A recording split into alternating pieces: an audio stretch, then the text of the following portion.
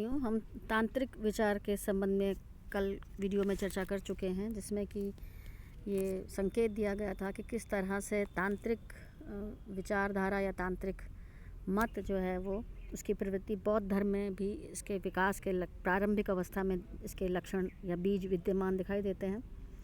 और प्रारंभिक बौद्ध धर्म में रिद्धियों, सिद्धियों और अतिमानवीय शक्तियों में विश्वास प्रकट किया गया और 4 इद्धिपादों यानी रिद्धिपादों या सिद्धि के चरणों को इस प्रकार अलौकिक शक्तियों की प्राप्ति में सहायक बताया गया है।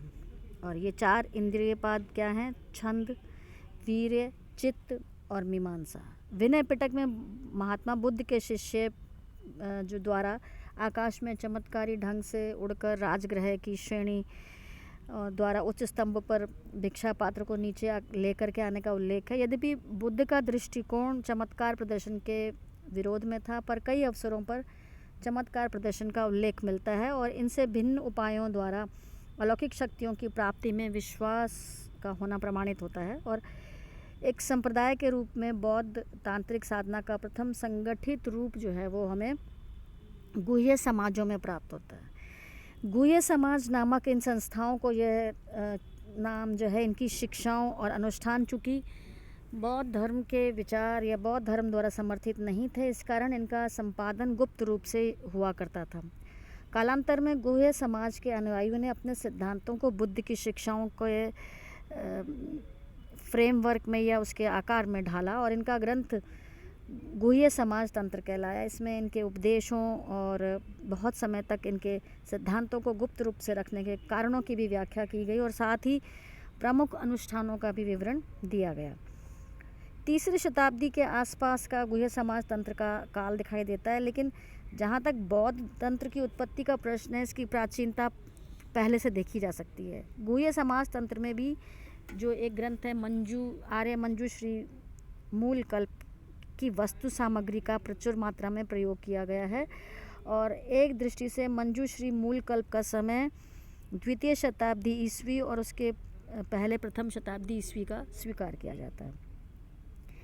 बौद्ध लेखक तारानाथ के अनुसार तंत्र ग्रंथ अथवा गुह्य प्रकार के तांत्रिक विचार महान बौद्ध विचारक नागार्जुन जो कि प्रथम शताब्दी ईस्वी के थे उतने ही प्राचीन हैं।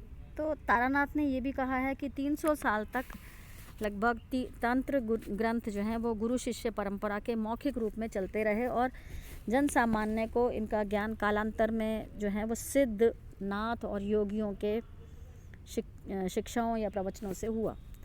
बौद्ध तंत्र की कई शाखाएं आगे इसी विचार को लेकर के विभक्त होती चली गईं और इसमें निर्वाण शक्ति के लिए भी उपदेश दिया है, लेकिन जन सामान्य की रुचि को ध्यान में रखते हुए प्रभावकारी शब्दों का समूह यानी मंत्रों, मुद्राओं, रहस्यात्मक रूप से हाथों की भाव भंगिमाओं से प्रतीकात्मक रूप से उसका प्रदर्शन करना, देवता चक्र या मंडलों की भी चर्चा इसमें मिलती है।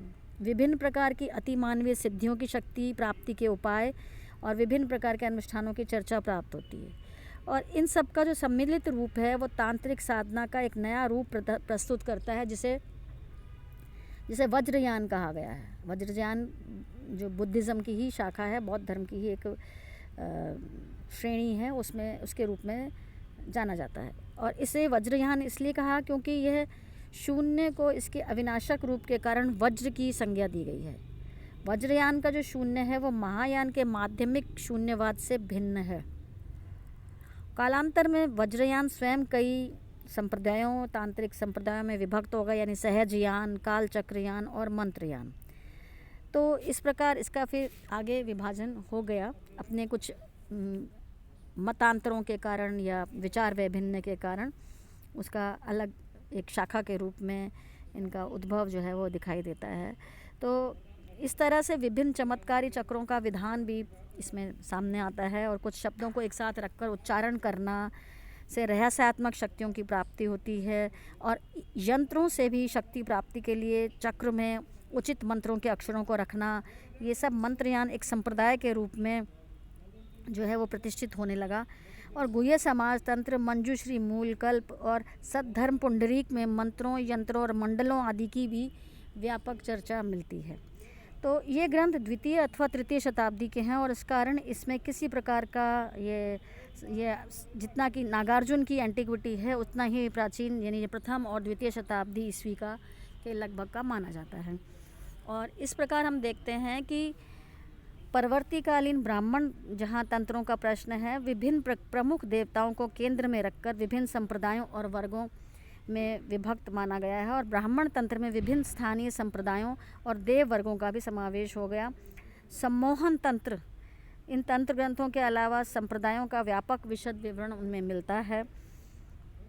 तो जिन तंत्र ग्रंथों का इसमें उल्लेख है उनमें शैव तंत्र, वैष्णव तंत्र, सौर तंत्र, इसके अलावा गणपत्य तंत्र और बौद्ध तंत्र, इन विभिन्न संप्रदायों में जो प्रमुख बल शक्ति की उपासना पर था और विभिन्न संप्रदायों में शक्ति की उपासना और उसके विविध रूपों को पूजनीय माना गया है। सम्मोहन तंत्र के भी जैसे कि इंद्रिय, गायत्री, ब्रह्म विद्या, अर्धनारीश्वर, मात्रक, सरस्वती, शांभवी, कामराजेश्वरी, त्रिपुरा भैरवी, रुद्र शक्ति, अघोर भैरवी, कुकुटा, शिवा, भोगवती, कुब्जिका, काल माया, षोडशी, बगला, महिषगना, महालक्ष्मी, भवानी, तारा, छिन्न मस्ता और धूमवती इत्यादि। तो इसी के संदर्भ में हम आगे चर्चा करेंगे कि किस तरह परवर्ती तंत्र संप्रदायों का और सिद्धों का और किस प्रकार एक अलग संप्रदाय जो है वो भारत में दिखाई देता है। आशा है आपके लिए ये वीडियो उपयोगी सिद्ध होगा। धन्यवाद।